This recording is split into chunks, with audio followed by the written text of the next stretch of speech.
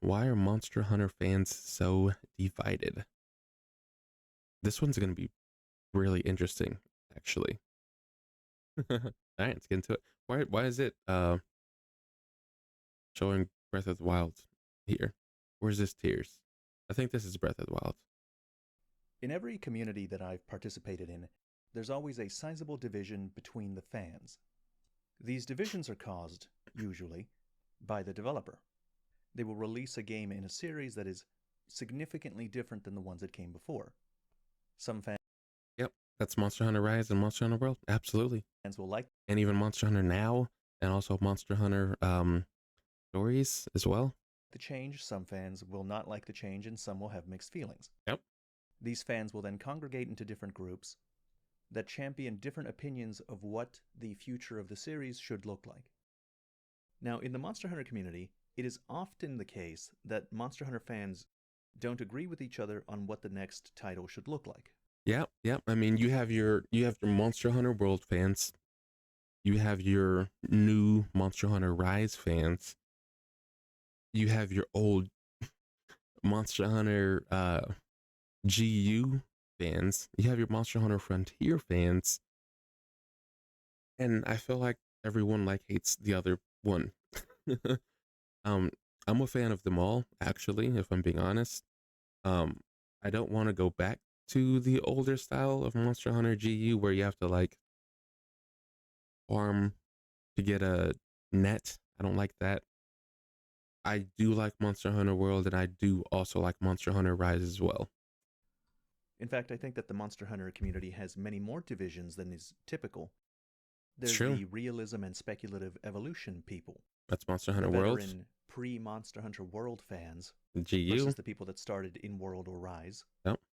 And surprisingly, the biggest and probably most antagonistic groups are the Monster Hunter World fans versus the Monster Hunter Rise fans, despite the fact that they both come from the same generation. Very true. Although the gameplay loop remains mostly the same for all Monster Hunter titles, the experimentation between titles created specific gimmicks and aesthetic differences that spawned different interpretations on what the game's direction should be. Very true. And that's what we're going to talk about in this video. We're going to talk about what the different groups are, what they want out of Monster Hunter, and what caused these divisions in the first place. All right, let's get into it. That's a cute little pupper, man. In order to fully understand the different groups in the community, and why there is such a range of expectations from the So this is Monster Hunter GU. fans on what the next title This is should look like. one of the older ones. Obviously, you could just visually see that. We first have to look at Monster Hunter's design philosophy, and how the team at Capcom develops their games. Early in the development of the original Monster Hunter, Capcom shifted from a typical fantasy setting into a more grounded. So I'm going to pause just right there. Do you see how many times they were gathering that one item? So this is Monster Hunter GU, okay? In Monster Hunter World, the way that looks is you farm it 3 times, right? In Monster Hunter Rise, you only farm it once. I like the aspect of just doing that once. In Monster Hunter World and Rise, the number that you did farm it, whatever, 3, or if you're playing Rise, you did end up still getting around the same amount. Setting, a setting that had fantastical elements, but that also had ecologically conscious explanations for those elements. In Monster Hunter Illustrations 1, there are interviews with the development team that discuss this shift in development. The following is a quote from the director. "We had it in our heads that this was going to be a fantasy game, so our ideas tended to gear towards magic and the like. The world as a whole was much more fantastical as well. I doubt any of us expected it to turn out so analog." I will definitely say it is really, really nice that there is no magic in this game. I enjoy the realism of it, I will say. And if you just add in like shooting fireballs or shooting lightning or whatever, I feel like the hunting of the monster just won't feel as good as it does. The lead designer had this to say: "When we got down to the nitty-gritty of what kind of game is Monster Hunter going to be, really, that's when we dropped the whole magic system. One of the earliest concept movies we created showed a few hunters laying traps and luring a monster to their traps. And that's like In real, those movies, the monsters were always very generic fantasy monsters, like red dragons. right? Not only were they archetypal dragons, we also had them climbing out of the depths of ancient ruins, where they had no doubt been napping on a huge treasure hoard. So the game itself didn't have a strong connection to nature at first. Yeah, So, Monster Hunter... I'm very glad that they changed that and they didn't have it go in that direction. It just feels so real, like the way that they have it. early in its development, made a choice to lean away from the generic fantasy they had been working with. Phenomenal. This shift in development Phenomenal. would become their greatest asset, and make the Monster Hunter game world that we know today. Beautiful. This unique setting allows Monster Hunter to stand out next to other fantasy game worlds. Looking into the designs of the monsters in the series, we can see that the developers deliberately chose designs that made practical sense in a simulated ecological setting. Which is good. Quote, "Every monster has a bunch of ideas incorporated into each part of its design in order to give the player a better sense of how it lives within the game world. For instance, the hard-looking skin on a Lagambi's arms was designed to help it brake and change course while gliding, in addition to being resistant to damage. It would make me happy really if cool. players had fun Actually didn't know wondering why that. the monster's various parts are designed the way they are while actually playing the game." So, Yeah, as that's you can really see, cool. the monsters are designed to attempt to be realistic. The developers are trying to take their natural environment into account, and how that environment might have fueled their evolution. This focus on speculative evolution was always a priority. You can see in this artwork that they were always trying to make a unified family tree, where most wyverns evolved from a shelled lizard ancestor that adapted to various different environments and became those wyverns over time. Now, this is probably not canon, or is at least no longer canon. But the point is, they wanted things to make sense. They were trying to have reasons for why the monsters were the way they were. The following is a staff comment for the Monster Hunter Illustration 1. "Even those who do not draw have a set of preconceived notions regarding how a given creature moves. That's why we can't really fudge any major point with regards of a monster's physical structure and movements. Yeah. If we do, the players are more likely to reject the reality of the monster in question." Yeah, and that's good, right? I mean, when you're hunting someone like a raging brachydios, it moves in a way that you would think raging brachydios would move. Same thing with like a Nergigante, same thing with your like flying wyverns. Everything moves in a way that you think it should move, which is really cool. And I think that only enhances the experience of the hunt. What up, ID? That's why we spend a lot of time not only on the skeletal structure, but also the meat and skin that we put on any given monster. It can be pretty difficult to try and imagine how the skin should hang off of a certain fictional creature, but as I look back through the illustrations for the game, I can see how we improved as we went along, and that makes me happy. Yeah, and they did So great. here they admit that they were trying to make the monster move in a realistic way, that both its appearance and its movement were a priority, and they wanted to avoid And the it makes player sense. rejecting the reality of the monster in question. One of the best things about Monster Hunter is how it's not just visual and flavor text. These design choices often have gameplay implications. Like the Lagambi's arms, they're more resistant to damage because they were designed to help it stop and change directions while sliding on the ice. Yeah, the cool thing is there's so much like lore in every single monster. It's really, really cool. I didn't even understand, I didn't know the Lagambi one, which is really cool.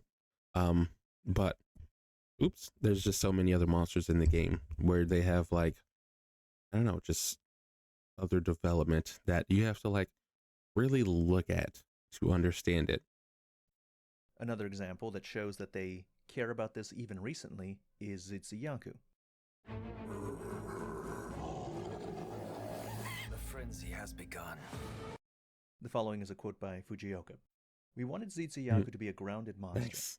that goes for its flash Enjoy too, your which stream. is different from past iterations, because it doesn't affect the whole field.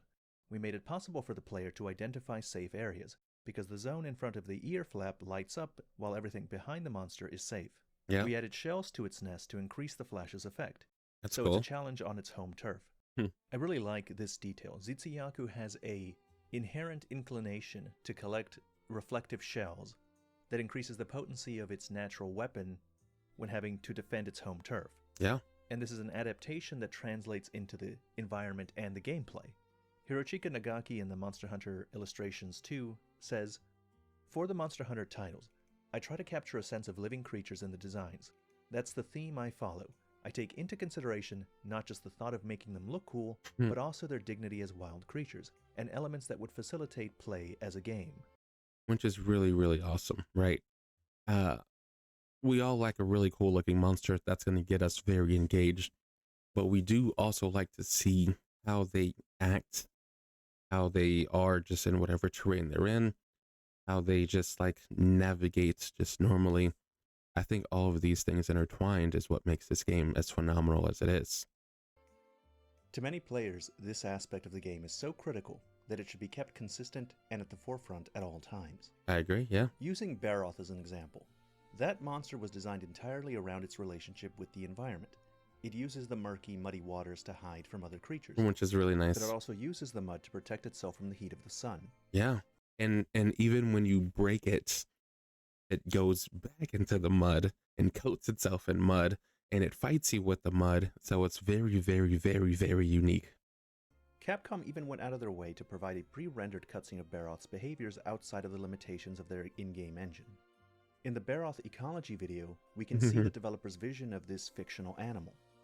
And these concepts translate into gameplay. The behaviors that assist Barroth in survival part is dark? suddenly become combat gimmicks in the player's battle against the monster. The mud isn't just a fancy visual in a cutscene, and it's not just flavor text in a description. Yep, it's a part It's of him. integrated into the fight. It coats Yeah. the Barroth in a protective layer. He slings it around at the hunter to inconvenience him. Yeah.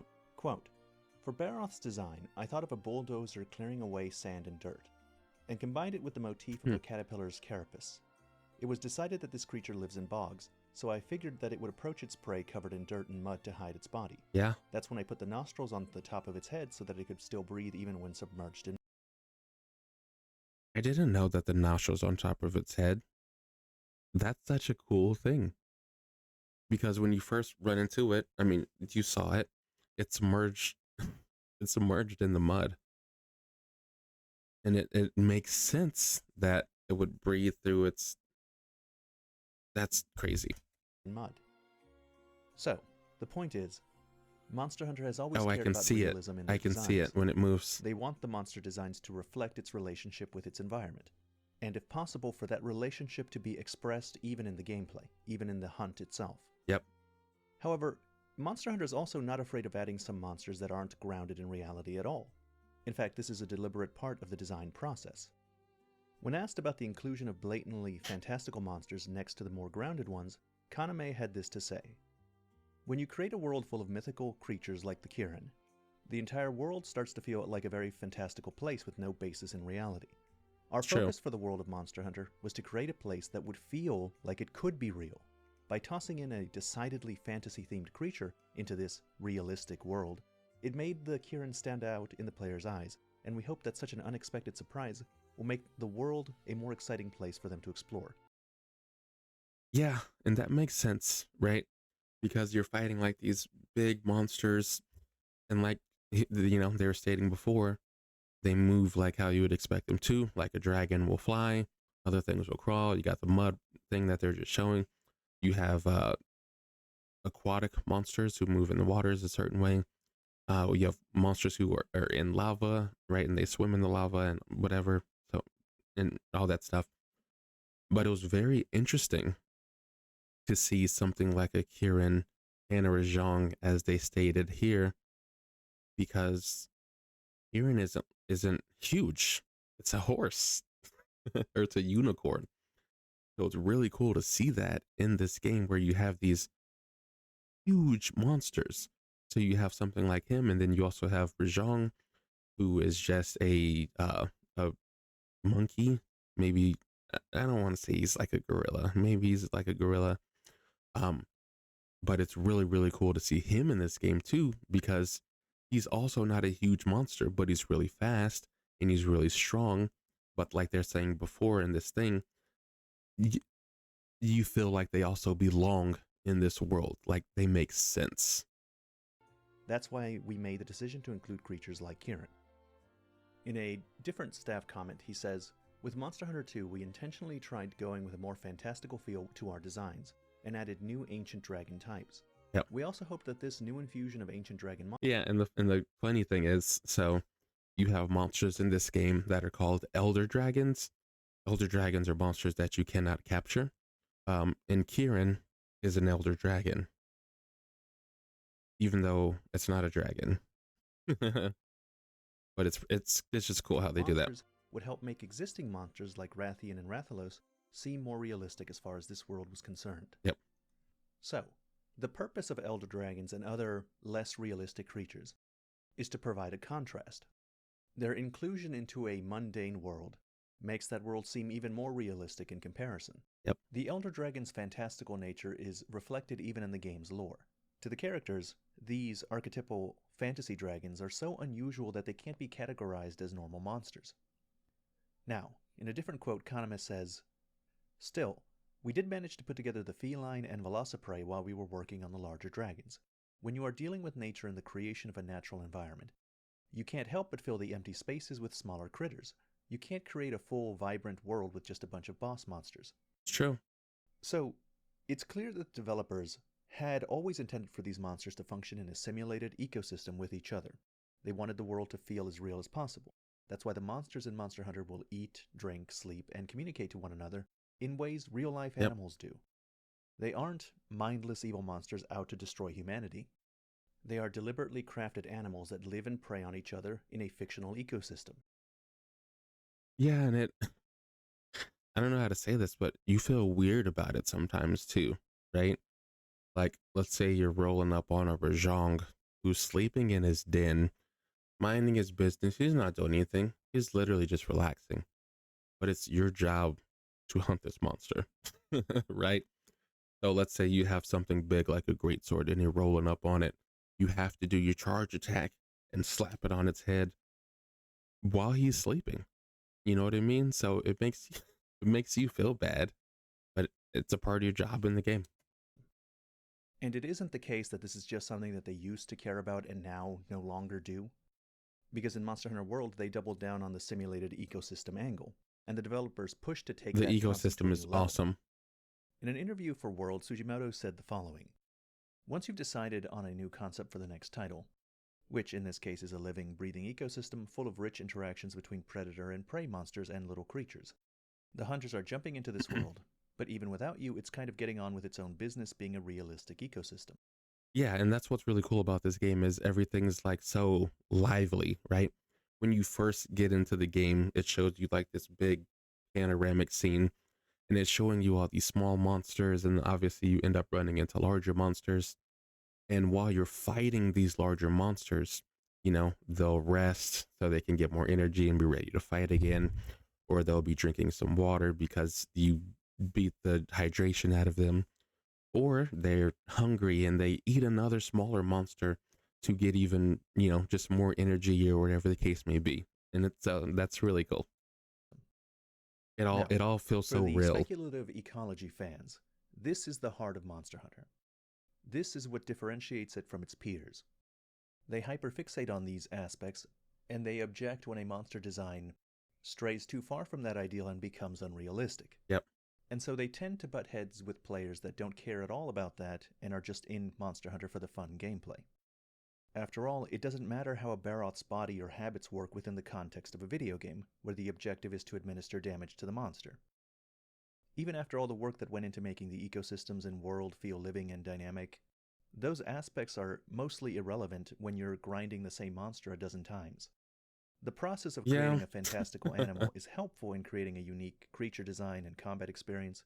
Yeah, I mean, you know, if you need to carve a Baroth tail to get a special gem that it's going to provide, the first time you run into the Baroth, it's going to be cool, right? It's going to be cool because you see it in its element and it's fighting you with the mud that it's laying in and blah, blah, blah, blah, blah.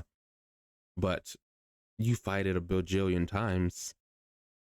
You're not going to even think about those things. You're just going to be like, all right, I just need this tail. I don't care what you look like. I don't care what you do. I don't care how you move. I just need this. I just need this gem. I don't care. So I get what he's saying. But the details of this process are not important to the player once they're actually playing the game. Yeah. Or rather, noticing these details and caring about them is optional. You have a big problem. See, your browser is just like a Bedrock Superflat. Okay, it works, but this will get boring. Alright, let's move on and talk about the Monster Hunter World versus the Monster Hunter Rise fans. And to This do is that, what we I'm need here to talk for. about the differences between mainline and portable Monster Hunter games. Luckily, what we've already discussed with the speculative evolution. I will say before we get too deep into the juicy details, I love both games. I love Monster Hunter World and I love Monster Hunter Rise. Now, the thing that I love about Monster Hunter World is it's just visually beautiful. It's absolutely stunning. The weapons look cool, the armor pieces look cool, the monsters are cool, the story in it is really cool. Um, Now, what I like in Monster Hunter Rise is I enjoy the speed. I enjoy the new mechanics that they added in there. Um, Honestly, I think both games are awesome personally. And I couldn't choose which one I think is better or worse. I like them both. Fans will be useful because these groups tend to overlap in some places. In broad strokes, a mainline title is a numbered entry: Monster Hunter 1, 2, 3, 4, and Monster Hunter World.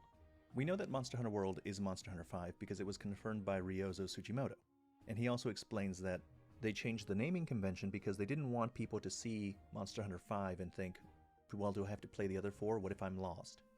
It was Just a quick insert here. So obviously this is Monster Hunter Wilds that they're showing right now. And the sand Gossa rag looks really, really badass. to prevent new players from being discouraged.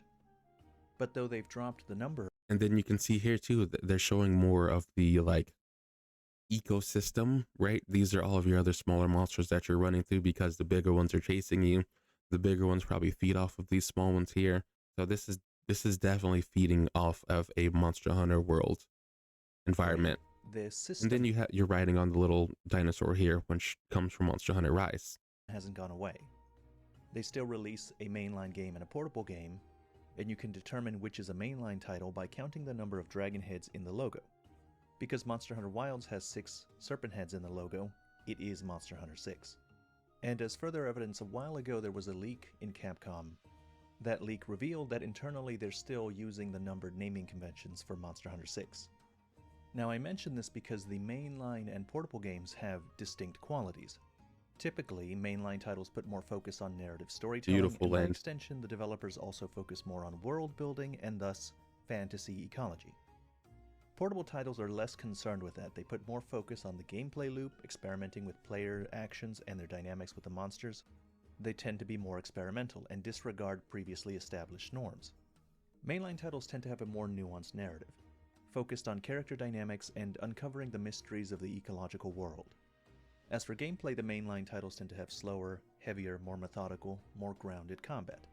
Portable titles tend to be flashier, faster, more experimental. Maybe most critically, mainline titles try to keep the ecological aspects in the forefront. It's incorporated into the overall art direction, and as a result, the art direction will appear more down to earth, more mundane, grittier. The portable titles are less interested in that.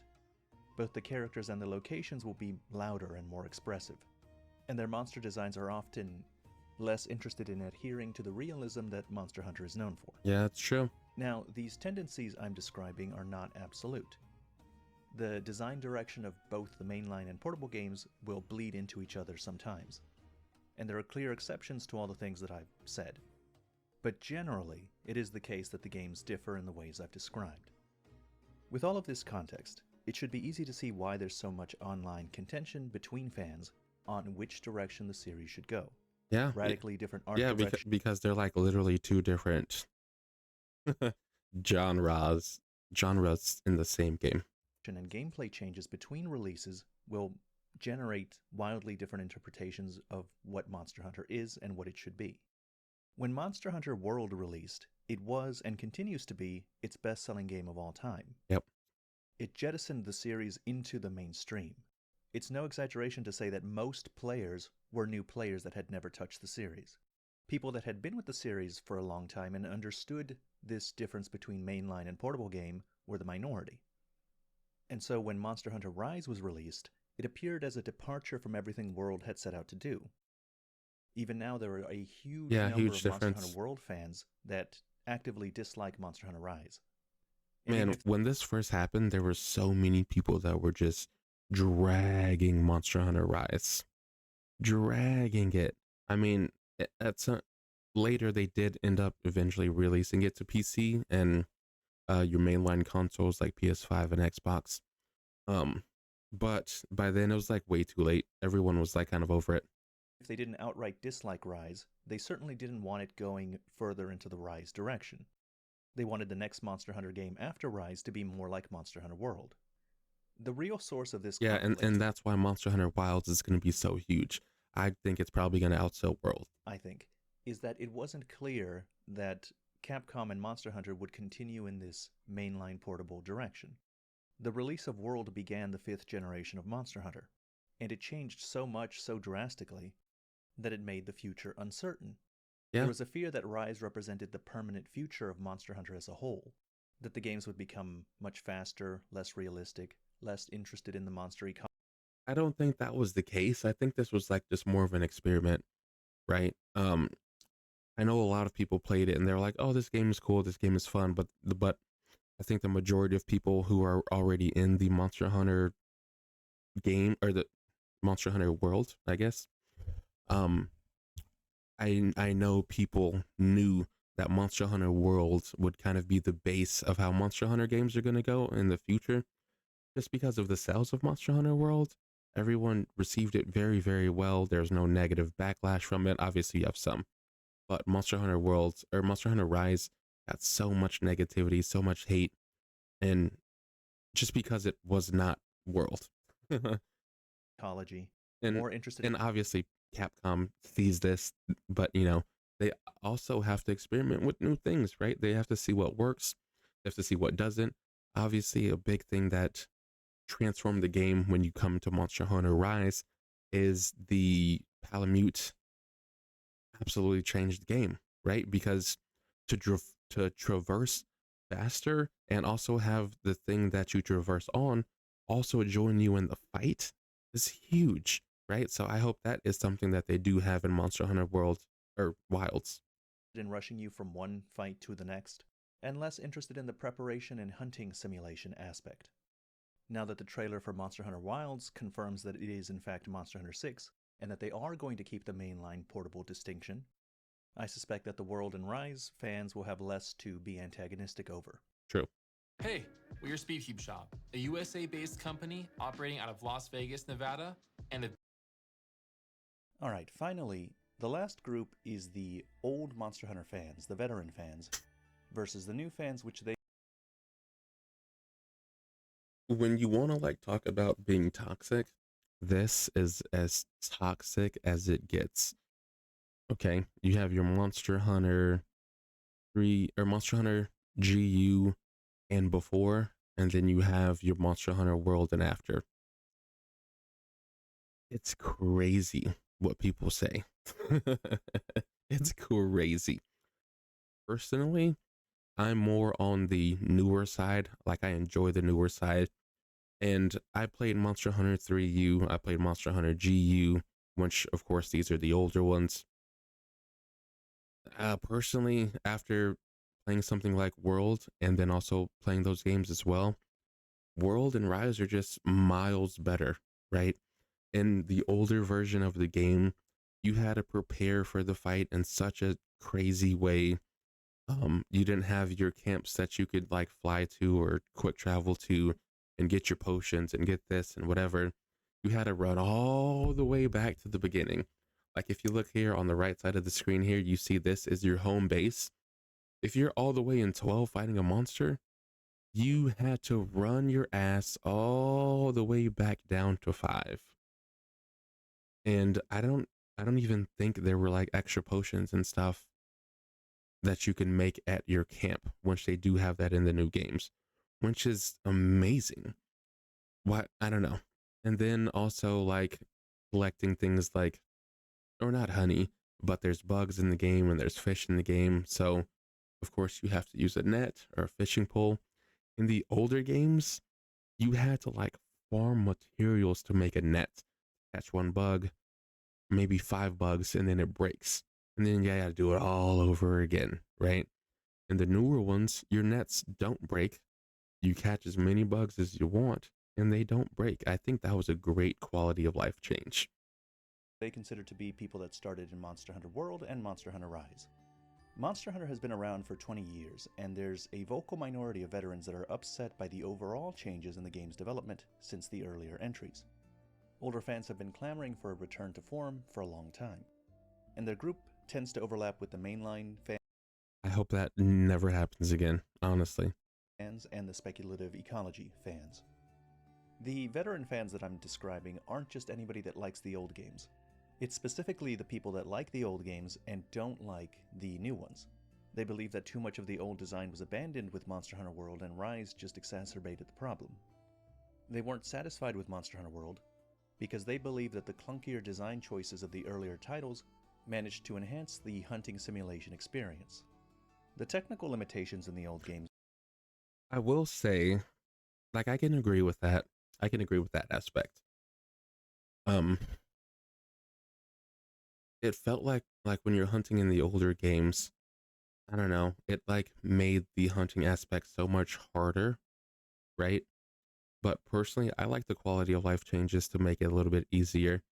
Um, because this was just like too much. You know what I mean? Just me personally saying that.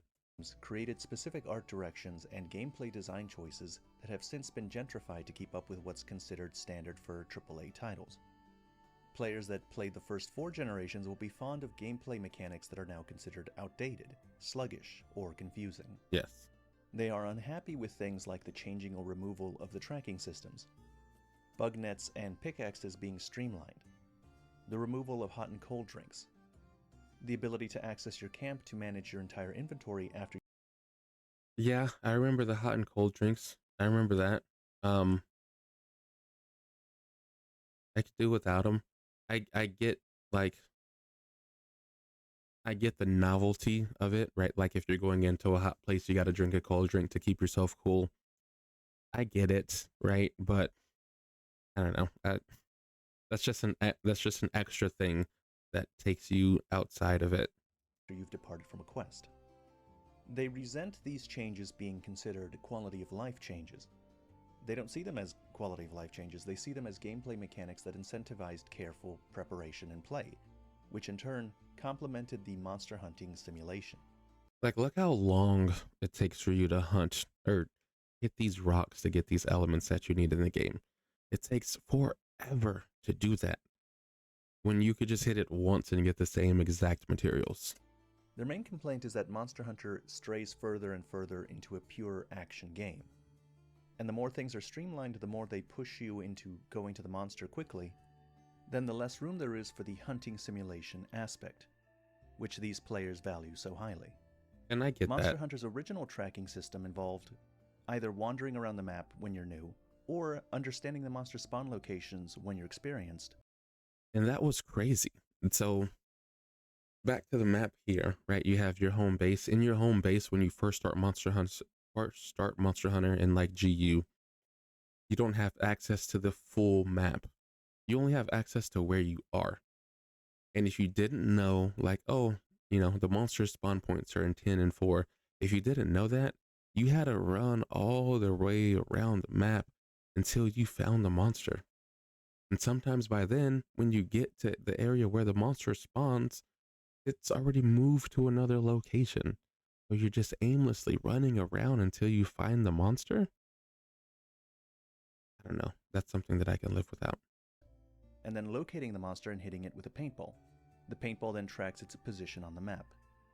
In World, they replaced this system with the Scoutfly system, which still required some level of tracking, but was much less demanding on the player. In Rise, the tracking system was removed completely, and now the monsters are always visible on the map. The veteran players were... Out of all 3 of them, I think paintballs and roaming the map sucks. I think the scout flies are kind of cool, but they get annoying over time. And then in Rise, where you can just see the monster immediately on the map, I think that's a little too easy. upset with this change because it streamlines a massive part of the hunting process. Similarly, Monster Hunter World introduced a base camp that lets you manage all of your items.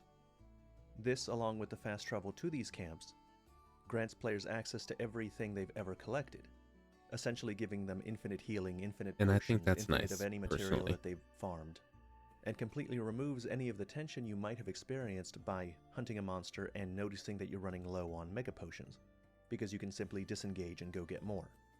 They also appreciate the slower, more methodical combat found in the older titles, and even how long it takes to heal and how long you're stuck not being able to move while you're doing it. And that was Many of annoying. these old systems like item management and tracking systems slowed the game down and required the player to put extra care into all of their actions. They needed to be 100% sure they were ready to depart on the quest. The veteran players that enjoy these systems see them as part of the overall game experience that makes Monster Hunter what it is. Now, the interesting thing about this group is that it's not a monolith. Individuals in this group will overlap with the speculative ecology fans, the mainline fans, and even the Monster Hunter World fans. Yep. And they believe different things to different degrees. Some want a complete return to tradition, but some just want to get rid of the infinite camp restocks and a more involved tracking system. Some want a general increase in difficulty, and for that difficulty to be scattered across the low rank and high rank and not just centered around the endgame experience. Some want the combat to be slower, more methodical, less reliant on counters like Monster Hunter Rise. But many that want that don't necessarily want to go back to Monster Hunter 4 Ultimate, they mean Monster Hunter World level of speed. Yep. There's even people like me who started in Monster Hunter World, but went back to the older titles and can see that they did in fact have things of value that could be maybe. I mean, people might think I'm crazy, but I did like the speed in Rise. I did. I thought the counters were fun. I thought it was exciting. Now I will say I did enjoy the hunting experience more in Monster Hunter World. I enjoyed it a lot less in Monster Hunter GU. Way too slow for me. But again, all this is just me personally speaking about it all. Introduced in the newer games. Alright, that covers all of the different groups pretty well. My personal opinion is that we're in a very good place when it comes to how Capcom is running Monster Hunter. I agree. The fact that they're keeping the mainline and portable distinction, and that they're alternating releases between them, is a very good thing. I agree. The biggest division right now. I think the coolest thing that they're doing is whenever they are releasing something like Monster Hunter World and then Monster Hunter Rise, you can look at them both from a different spectrum, right? And you can see really good things that you like in Monster Hunter World. You can see really good things that you like in Monster Hunter Rise. And you hope that Capcom brings those things together, right? That way, both people are satisfied. Now in Monster Hunter is between the Monster Hunter World fans and the Monster Hunter Rise fans, and they also tend to be the most antagonistic to one another. Very now true. that Monster Hunter Wilds is coming out, and it's obvious that it's going to be more like Monster Hunter World, just like the World fans hoped, they and any fans that overlap with them no longer need to be afraid that the franchise is moving in a direction that they didn't understand. I suspect that both the World and Rise fans will gain a new appreciation for each other's game now that they can treat the mainline and portable releases as palate cleansers. Yeah, Instead of I viewing them agree. as existential threats, they'll see them as just a way to pass the time while they wait for the next Monster Hunter game of their preference. I agree. Anyway, that's the end of this video. As always, thank you very much for watching. Absolute W video. Absolute banger.